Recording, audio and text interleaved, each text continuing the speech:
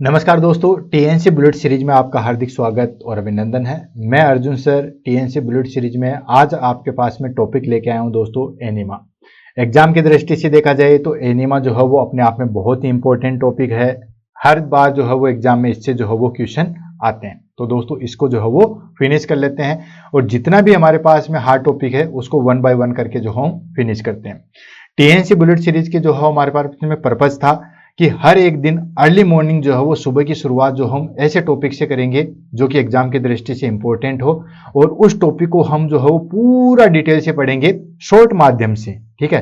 Time भी waste ना हो और ज्यादा से ज्यादा जो है वो नॉलेज हमें गेन कर सके, इसके लिए आपके इस पास में जो है टीएनसी बुलेट सीरीज जो है वो चलाई गई है। हर एक दिन जो है वो आएगी 1 जनवरी से लेके 31 जनवरी तक जो हो 31 दिसंबर तक जो है वो हम इसको लेके चलेंगे। पूरे 365 जो है वो क्लासेज होगी और इससे बाहर हम एक भी चीजें जो है वो नहीं छोड़ेंगे, यानी कि नर्सिंग का जो है पूरा पोस्टमार्टम जो है वो टीएनसी बुलेट सीरीज के द्वारा जो हम कर देंगे। तो दोस्तों शुरुआत करते हैं इसके द्वारा, और इसके अंदर जो है वो मैंने बहुत मेहनत की है। आपको मेहनत जो है वो क्लास के अंदर भी जो है वो देखने को मिलेगी। हर एक चीज जो है वो खोल के रख दी है और जितने भी जो कंफ्यूजन है वो सारे के सारे आज इस क्लास के द्वारा जो है वो हो सकते हैं। आप मजबूर हो जाओगे कि सर हर बार कहते हैं कि कमेंट कीजिए, लेकिन आज आप इच्छा से कमेंट करोगे ये क्लास को जो है वो देखने के बाद में। तो दोस्तों शुरुआत करते हैं एनीमा और इसके बारे में। क्वेश्चन आंसर की बात करें तो हर एक लाइन से जो है वो इसके अंदर क्वेश्चन बन के आता है। इवोकेंट एनीमा में क्या डिफरेंस है, कितनी साइज है, कैथेटर कितना इंसर्ट किया जाता है, बच्चों में कितना किया जाता है, कितनी वॉल्यूम दी जाती है, किस तरीके से जो हो पोजीशन दी जाती है, हर एक लाइन से जो हो क्वेश्चन जो है वो इसके अंदर आता है और मैंने उतने ही अच्छे तरीके से जो हो आपको एक्सप्लेन किया है। तो देखिए आगे बढ़ते हैं और इसके बारे में जो है वो जानते हैं। तो सबसे पहले हम बात कर लेते हैं दोस्तों डेफिनेशन की। डेफिनेशन की जो है वो एक सिंपल डेफिनेशन है कि रेक्टम के माध्यम से या एनस के माध्यम से जो है वो रेक्टम या लोअर इंटेस्टाइनल ट्रैक्ट या लोअर कोलन के अंदर जो है वो मेडिकेशन डाली जाती है, उसको हम क्या कहते हैं दोस्तों, एनीमा कहते हैं। और किस पर्पज के लिए? मेडिकल पर्पज के लिए, थेराप्यूटिक पर्पज के लिए और डायग्नोस्टिक पर्पज के लिए। यानी कि मेडिकल पर्पज, थेराप्यूटिक पर्पज और डायग्नोस्टिक पर्पज के लिए हम एनस के द्वारा कोई भी मेडिकेशन या कोई भी चीज जो है वो रेक्टम या सिग्मोइड कोलन में डालते हैं, उसको हम क्या कहते हैं दोस्तों, एनीमा कहते हैं। किसी भी चीज को रटो मत, रटी हुई चीज जो है वो 1 दिन याद रह जाएगी, 2 दिन याद रह जाएगी, लेकिन हमेशा वो चीज याद नहीं रहेगी। इसलिए किसी चीज को जो है वो रटना नहीं है, सिर्फ और सिर्फ जो है वो समझना है, ठीक है। एग्जैक्ट डेफिनेशन अगर आपको याद नहीं है कोई बात नहीं, क्योंकि एग्जाम जो है वो सब्जेक्टिव नहीं ऑब्जेक्टिव होता है, आपको उसका मीनिंग पता होना चाहिए। क्लियर है? तो शुरुआत करते हैं और आगे बढ़ते हैं। An enema is a procedure, यानी कि एनीमा जो है वो क्या है, प्रोसीजर है, use to cleanse the rectum, rectum को जो है वो क्लीन करने के लिए, and lower colon, lower colon और रेक्टम को जो है वो क्लीन करने के लिए जो है वो एनीमा दिया जाता है। Introducing liquid into the rectum via anus, anus के द्वारा जो है वो लिक्विड सब्सटेंस जो है वो रेक्टम में डाला जाता है। It is ऑफनली use for medical, therapeutic and diagnostic purpose, यानी कि मेडिकल, थेराप्यूटिक और डायग्नोस्टिक पर्पज के लिए जो है वो एनएस के द्वारा रेक्टम और लोअर कोलन के द्वारा जो कोलन के अंदर जो मेडिकेशन डाली जाती है उसको हम क्या कहते हैं दोस्तों, एनीमा कहते हैं। और जो बच्चे हॉस्पिटल में काम करते हैं उनको ये सारी चीजें जो है वो पता भी है। वैसे आयुर्वेदिक में जो है वो एनीमा थेरेपी कंटिन्यूस लेने के लिए भी जो है वो बोला गया था, क्योंकि ये जो है वो बेनिफिशियल होती है। क्लियर है? देन उसके बाद आता है हमारे पास में पर्पज ऑफ एनीमा। एनीमा के जो है वो क्या पर्पज है? तो एनीमा के हमारे पास में जो है बेसिकली 3 पर्पज है। पहला है मेडिकल पर्पज, दूसरा है हमारे पास में थेराप्यूटिक पर्पज और तीसरा हमारे पास में डायग्नोस्टिक पर्पज। अब देखो वन बाय वन करके जो है वो इसको ले लेते हैं।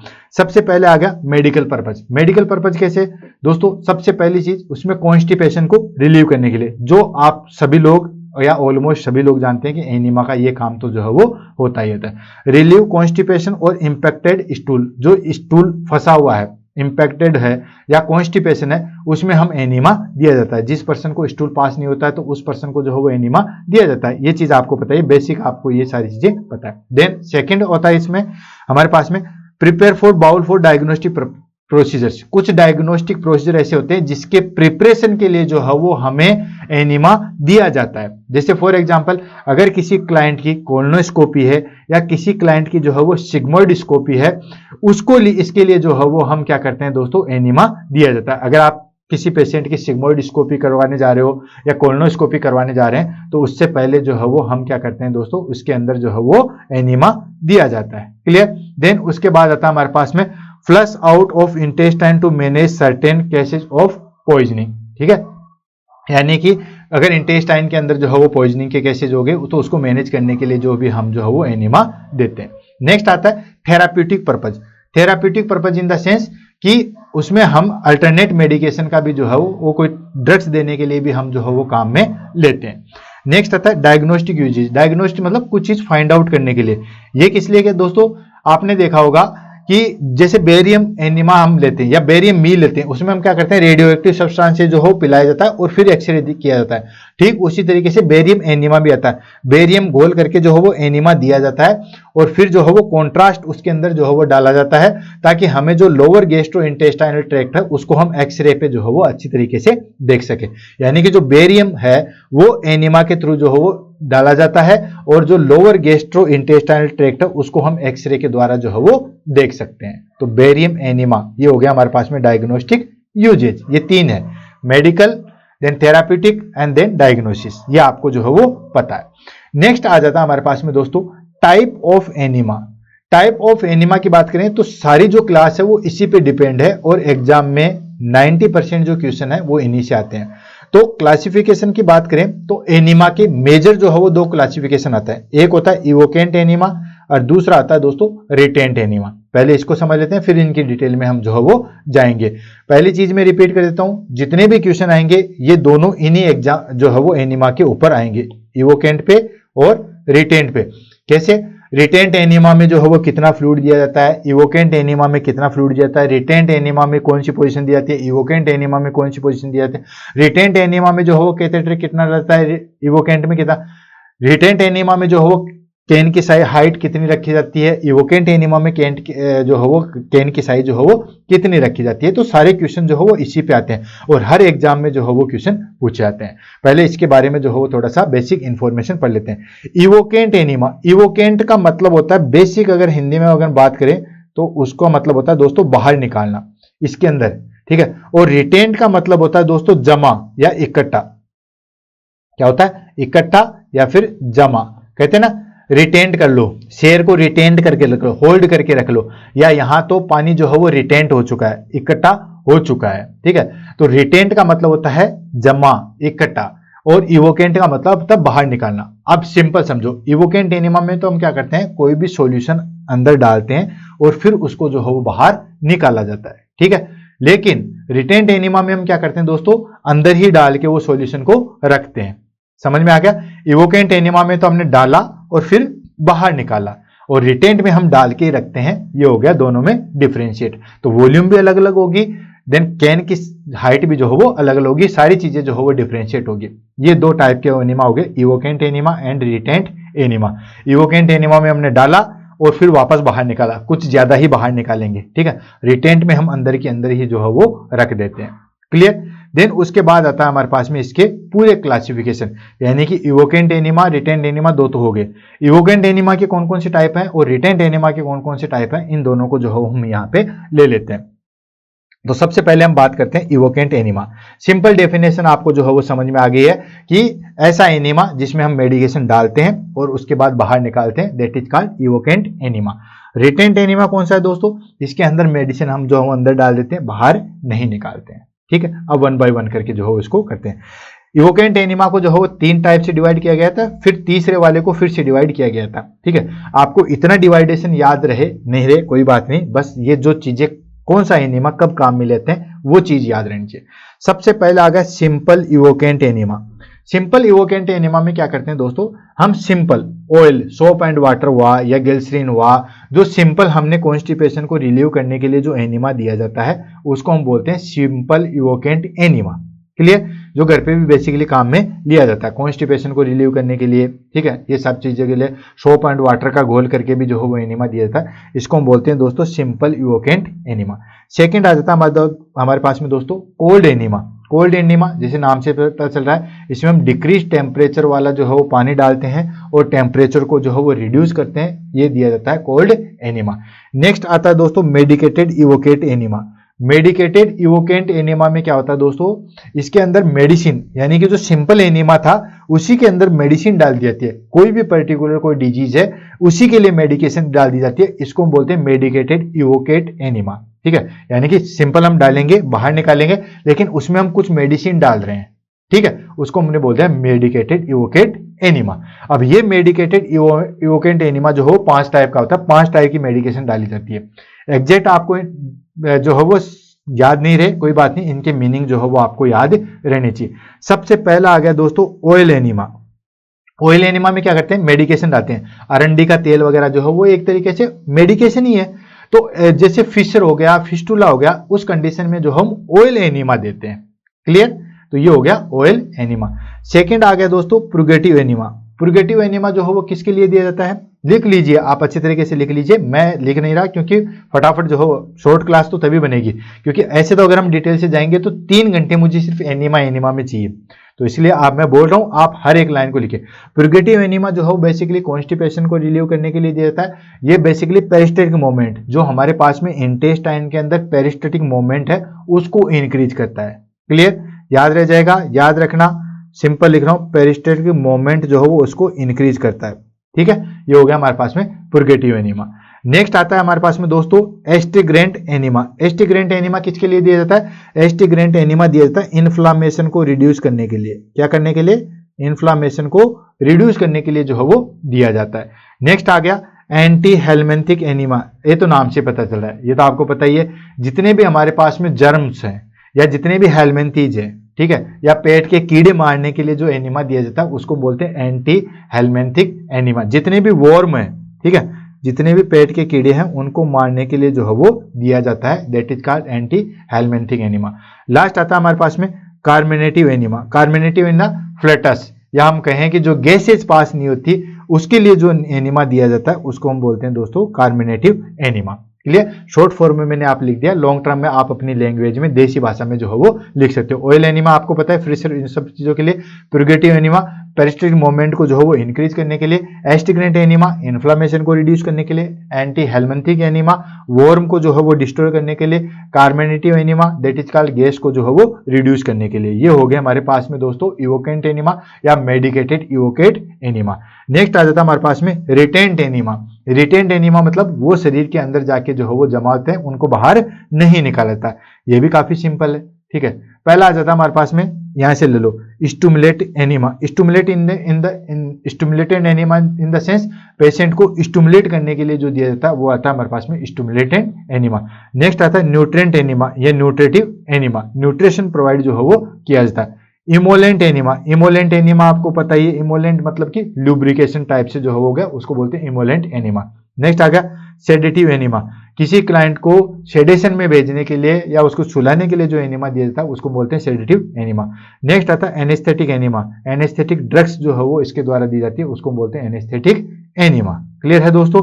अब उसके बाद आता है हमारे पास में मेन चीज इवोकेंट एनीमा, और उसके बाद में हमारे पास में आता है दोस्तों that is called retained enema. दोनों में जो है वो डिफरेंशिएट है। ठीक है, अब इसके लिए जो है मैं थोड़ा सा इसको स्लाइड को छोटा लूंगा ताकि आपको ये सारी चीजें जो है वो क्लियर दिखे। चलो, दोनों में हर बार एग्जाम में जो है क्वेश्चन पूछा जाता है, इस पे मैंने बहुत मेहनत की है इसलिए मैं बता रहा हूं, आप जो है इसको अच्छे तरीके से समझो। सबसे पहले हम बात कर लेते हैं अमाउंट, यानी कि कितनी अमाउंट जो है वो डाली जाती है, जो हम एनीमा दे रहे हैं उसकी कितनी अमाउंट डाली जाती है। डिफरेंशिएट हम दोनों इसी में देखेंगे, इवोकेंट एनीमा और रिटेंट एनीमा में ही देखेंगे। ठीक है, अब सबसे पहले हम बात करते हैं अमाउंट की। तो एडल्ट के अंदर इवोकेंट एनीमा में कितने वॉल्यूम डाली जाती है, तो 500 से 1000 ml जो है वो डाला जाता है। चाइल्ड की बात करें तो वो होती है हमारे पास में 250 से लेके 500 ml, और इन्फेंट में जो है हम लेस देन 250 ml जो है वो सॉल्यूशन डाला जाता है। वहीं रिटेंट एनीमा की बात करें तो एडल्ट के अंदर जो है वो 100 to 150 ml जो है वो सॉल्यूशन डाला जाता है रिटेंट के अंदर। ठीक है, और चाइल्ड के अंदर जो है वो 50 to 100 ml सॉल्यूशन डाला जाता है। इन्फेंट के अंदर जो है वो लेस देन 50 ml सॉल्यूशन जो है वो डाला जाता है। हर एक लाइन से एग्जाम में क्वेश्चन पूछा गया, इसलिए मैंने बिल्कुल सिस्टमेटिक तरीके से जो है वो आपके पास में लिखवा दिया। अमाउंट मतलब कितना वॉल्यूम हम जो हो पेशेंट को देंगे, भाई हम एनीमा दे रहे हैं तो कितना वॉल्यूम देंगे। क्लियर, तो इवोकेंट एनीमा में जो है हमारे पास में 500 से 1000 देंगे एडल्ट के अंदर, चाइल्ड के अंदर 250 से 500 देंगे, इन्फेंट के अंदर जो है वो 250 से कम देंगे। रिटेंट एनिमा एडल्ट के अंदर 100 से 150 ml देंगे, चाइल्ड के अंदर 50 से 100 ml देंगे और इन्फेंट के अंदर जो है वो लेस देन 50 ml देंगे। क्लियर। देन उसके बाद आता है दोस्तों हमारे पास में टेम्परेचर, यानी कि जो हम एनिमा दे रहे हैं उसका टेम्परेचर जो है वो कितना रखा जाता है। ठीक है, तो इवोकेंट टेम्परेचर जो है वो कितना रखा जाता है दोस्तों, इवोकेंट टेम्परेचर बॉडी टेम्परेचर से हमेशा थोड़ा सा ज्यादा रखा जाता है, यानी कि 105 से लेके 110 डिग्री फ़ारेनहाइट जो है वो रखा जाता है एडल्ट के अंदर, और चाइल्ड के अंदर जो है वो 100 डिग्री फ़ारेनहाइट रखा जाता है, यानी कि एज ए बॉडी टेम्परेचर से जो है वो ज्यादा रखा जाएगा। रिटेंट एनिमा कभी भी ज्यादा नहीं रखा जाता है, चाहे एडल्ट हो, चाहे चाइल्ड हो, चाहे वो इन्फेंट हो, वो एज ए बॉडी टेम्परेचर ही रखा जाएगा। जो क्लाइंट का बॉडी टेम्परेचर है वो ही रखा जाएगा रिटेंट के अंदर, क्योंकि आपको वहां जाके जो है वो गर्मी पैदा नहीं करनी है, क्योंकि वो तो वहीं पड़ा रहेगा। इसलिए एज ए नॉर्मल जो हमारे पास में बॉडी टेम्परेचर, जो क्लाइंट का बॉडी टेम्परेचर है उतना ही जो है वो रखा जाता है। टेम्परेचर में एक चीज एक्सक्लूड है, that is called cold temperature. अब इवोकेंट एनिमा का एक टाइप है कोल्ड टेम्परेचर। ठीक है, अब कोल्ड टेम्परेचर हो गया तो उसका टेम्परेचर तो नॉर्मल बॉडी टेम्परेचर से ज्यादा रखना ही नहीं है, तो ये हमारे पास में एक्सेप्शन आ गया। इसमें टेम्परेचर जो है लागू नहीं होता, लागू इन द सेंस कि ये 100.4 वाला जो है वो यहाँ पे लागू नहीं होता। कोल्ड टेम्परेचर जो है वो डिक्रीज ही होता है, अप्रोक्सीमेटली 90 डिग्री फ़ारेनहाइट जो है वो होता है, तो कोल्ड टेम्परेचर जो है वो एक्सक्लूड है। उसके बाद हम बात करते हैं साइज ऑफ ट्यूब, यानी कि जो हम कैथेटर यूज कर रहे हैं, ठीक है, उसकी साइज क्या होगी या उसका डायमीटर जो है वो क्या होगा। तो इवोकेंट एनिमा की अगर हम बात करें तो एडल्ट के अंदर जो है वो 22 फ्रेंच का रखा जाता है, चाइल्ड के अंदर जो है वो 14 to 18 फ्रेंच का रखा जाता है, और इन्फेंट के अंदर जो है वो 12 फ्रेंच का रखा जाता है। अच्छी बात यह है कि रिटेंट के अंदर और इवोकेंट के अंदर जो है वो साइज ऑफ ट्यूब या साइज ऑफ कैथेटर जो है वो सेम ही रखा जाता है। ठीक है, फ्रेंच आपको पता ही है। ठीक है, एक फ्रेंच जो है वो कितना होता है दोस्तों, एक फ्रेंच होता है 0.33 mm, यानी कि 1 mm में जो है वो 3 फ्रेंच होते हैं। क्लियर है, समझ में आ गया। इससे ज्यादा डिटेल्स तो आपको मैं क्या ही बताऊं। जैसे फॉर एग्जांपल यहां पे हो गया 22 फ्रेंच, 22 फ्रेंच का मतलब हो गया दोस्तों, इसको 21 फ्रेंच हो जाएंगे इन द सेंस 7 mm, यानी कि जो ट्यूब हम डाल रहे हैं, जो कैथेटर हम डाल रहे हैं, जिसकी मोटाई जो है वो 7 mm होती है। ठीक है, तो ये फ्रेंच जो है वो हो गया। 1 फ्रेंच इक्वल टू 0.33 mm होता है, या दूसरे शब्दों में कहे तो 3 फ्रेंच में जो है वो 1 mm होता है। क्लियर, सॉरी, ठीक है, ये चीज जो है वो ध्यान में रखना। हो गया क्लियर, या हम कहें कि 3 फ्रेंच के अंदर जो है 1 mm निकल के आएगा। ठीक, तो ये हो गया। सेम साइज रहेगी इवोकेंट एंड रिटेंट में। एडल्ट के अंदर 22 फ्रेंच होता है, चाइल्ड के अंदर 14 to 18 फ्रेंच होता है, इन्फेंट के अंदर जो है वो 12 फ्रेंच होता है। सेम चीज जो है वो यहाँ पे भी रहेगी, एडल्ट 22, चाइल्ड 14 to 80, इन्फेंट जो है वो 12 फ्रेंच होता है। उसके बाद हम बात करते हैं दोस्तों हाइट ऑफ एनिमा केन, यानी कि जो एनिमा केन है उसकी हाइट कितनी रखी जाती है, उस क्लाइंट के जो है वो उससे कितनी हाइट पे जो है वो रखा जाता है। और एग्जाम में बहुत बार क्वेश्चन आता है, इवोकेंट एनिमा की जो हाइट रखी जाती है वो दोस्तों रखी जाती है 18 इंच या 45 सेंटीमीटर। इंच में पूछे या सेंटीमीटर में पूछे, आपको दोनों याद रखनी है, या याद रख लो 1 इंच इक्वल टू जो है वो 2.5 सेंटीमीटर होता है। ठीक है, तो आप 18 को जो है वो 2.5 से मल्टीप्लाई करोगे तो 45 सेंटीमीटर ही आएगा। आई नो बायोलॉजी वालों की जो है वो मैथमेटिक्स कम होती है, लेकिन ये छोटी मोटी चीजें तो आपको याद रखनी है। हाइट की बात करें, क्योंकि एग्जाम में कुछ भी पूछ सकते हैं, 18 इंच या फिर 45 सेंटीमीटर, या वैसे याद रखो तो 1 इंच के अंदर जो है वो 2.5 सेंटीमीटर होते हैं। ये इवोकेंट एनिमा की हाइट रखनी है। ठीक है, रिटेंट एनिमा में इतनी हाइट नहीं रखे थे, रिटेंट एनिमा में हाइट रखे थे 8 इंच या फिर 20 सेंटीमीटर। 8 इंच को जो है वो आप सेंटीमीटर में काउंट करोगे तो 2.5 से मल्टीप्लाई करोगे तो 20 सेंटीमीटर ही जो है निकल जाएगा। काफी काफी काफी ज्यादा इंपॉर्टेंट है। मैं फिर से रिपीट कर रहा हूँ, हालांकि इंपॉर्टेंट तो हर एक लाइन है, लेकिन ये भी एग्जाम में काफी ज्यादा जो है वो पूछा जाता है।